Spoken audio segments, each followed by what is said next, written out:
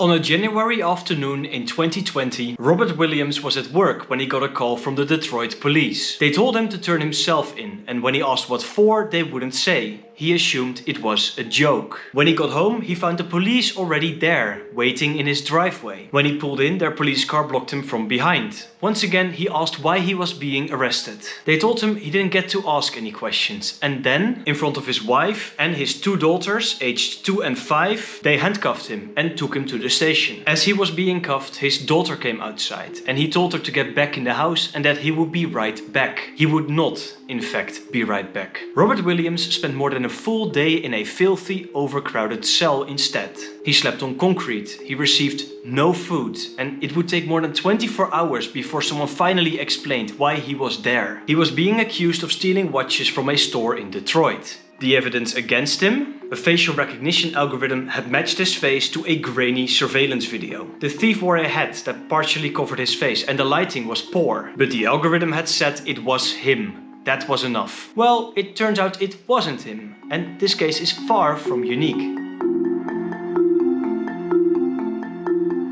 According to Surfshark, 109 countries are currently using or have approved the use of facial recognition technology for surveillance purposes. The technology works by scanning a face and matching it against a database. A database that, in some cases, contains billions of images. This kind of technology is active right now, and in most of those 109 cases, the legislation is either weak or completely non-existent. There is one consistent problem here. Technology develops and moves very quickly. Everything around it, oversight, legislation and ethics, moves much slower.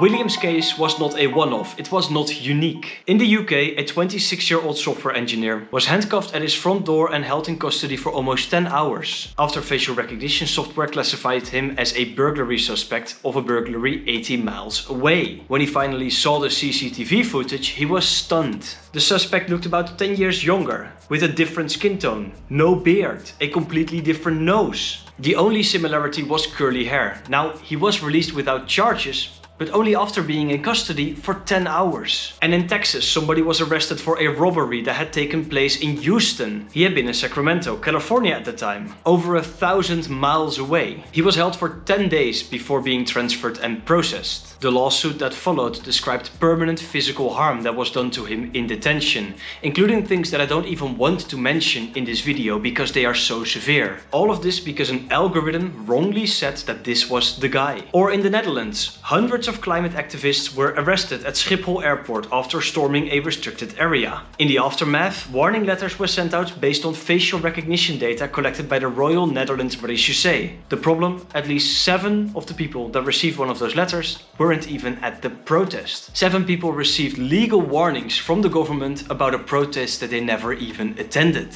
Detroit, Southampton, Houston, Amsterdam. Different countries, different police forces, different legal systems, but the same pattern. And in a lot of cases, this pattern also smells like racism. Research at the MIT Media Lab showed that facial recognition systems have significantly higher error rates for people with darker skin tones. Often, software like this is predominantly trained on light-skinned faces. And it shows. This problem has also not yet been fully solved. The Home Office of the UK admitted a few months ago that facial recognition still has issues with Black and Asian subjects. Now this video focuses specifically on government usage of this software, but these programs are often made by private companies and these are often very shady. The technology that governments use is often created by private companies with no democratic mandate. The clearest example of this is Clearview AI. The company altogether scraped over 50 billion images from the internet, from social media, from news sites, from anywhere it could find a face, without the consent of the people in those images, of course. It then packaged that database and it sold it to governments and law enforcement. No vote was taken, no public debate was held. A private company basically made the largest tool for surveillance ever and just sold it to governments. For example, in 2025, Clearview signed a $9.2 million contract with ICE, their largest American federal contract at the time, with the Department of Homeland Security stating they would use it to identify child predators and investigate assaults against law enforcement officers. That sounds reasonable on the surface, but tools that are implemented for a single specific specific goal at first will often expand. And before we know it, we've reached a state of mass domestic surveillance. ICE was recently identified using facial recognition software to identify people protesting against ICE, without a warrant or a specific suspicion. And it doesn't really matter if you are pro or anti-ICE in this matter, this should worry you. This creates a second layer of unaccountability that matters a lot. When governments use flawed technology built by private vendors, responsibility becomes vague and all over the place. We risk that the government blames the creator of the software and the other way around. And somewhere in that gap of responsibility, innocent civilians are arrested for crimes they did not commit. But innocent people being arrested is not the central issue here. The issue is much more fundamental. The wrongful arrests are serious and the racial bias is also serious, but if we zoom out for a second, we see the deeper issue laying below all of this. Facial recognition doesn't just catch the wrong person. It makes it technically trivial to track basically anybody, any place, any time. Every street, every square, every protest, every public gathering, all of it becomes trackable for those that are in control of the cameras and a database. Let's head back to the Schiphol case. Internationally, it got little attention. But the people arrested weren't arrested for some form of violent crime. They were climate activists. The state used facial recognition software to recognize and prosecute those that were present at a protest. And yeah, then it sent warning letters to people that weren't even there in the first place as well. But think about what this does, even before a wrongful letter is sent out or a wrongful arrest takes place. If people know they can be identified, tracked and prosecuted for showing up at a demonstration, many of them simply won't show up. That is a direct threat to our right to protest. An infringement on one of our most important rights. A government with real-time population-wide facial recognition capability is a government that can at any moment decide to know exactly who was at a protest, a union meeting, a church or a political rally. History gives us very little reason to trust that this technology will not eventually be abused. And the infrastructure, once built, does not easily disappear. So the question is not only if the technology is accurate enough, it is also whether the government should be allowed to mass surveil us like this. That is a fundamentally different question and it also deserves a fundamentally different debate.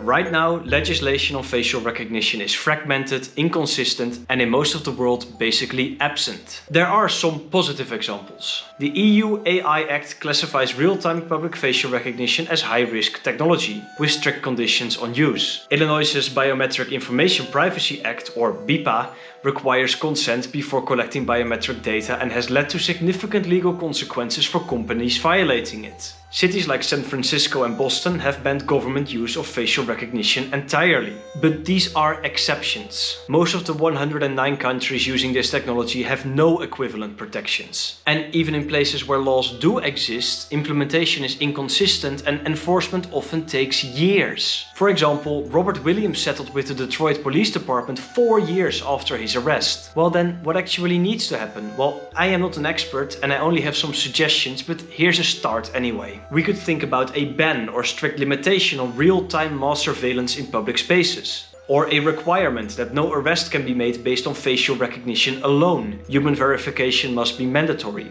Or independent audits of all facial recognition systems for accuracy and specifically for racial bias. Or full transparency on which agencies use which systems, purchased from which vendors. And maybe real legal accountability when wrongful arrests occur, not settlements that happen 4 years after the damage is already done. The gap between where legislation should be and where it currently is exactly why things are still going wrong so fundamentally. Robert Williams settled with the Detroit Police Department in 2024, 4 years after his initial arrest. In the 4 years between his arrest and the settlement, the Detroit Police Department actually arrested 2 black men wrongfully on the basis of the same software. When he came back home, his daughter asked why he had lied about being right back. The most honest answer to that would probably be that the government used technology illegitimately, unlawfully, and wrongly. And this needs to be combated. This requires governments to decide that convenience and surveillance capability do not outweigh the right to move through public life without being tracked, identified and detained by an algorithm. It requires treating facial recognition not as a neutral tool, but as a technology that has real consequences. The technology is not going away. But right now it is developing faster than the law, faster than implementation, and faster than enforcement. And the costs and the risks of that are very clear. Thanks for watching. If you have any other thoughts on the subject, or you disagree or you agree, please leave your thoughts in the comments below. And if you want to, you can like, subscribe or share this video with a friend. Ciao!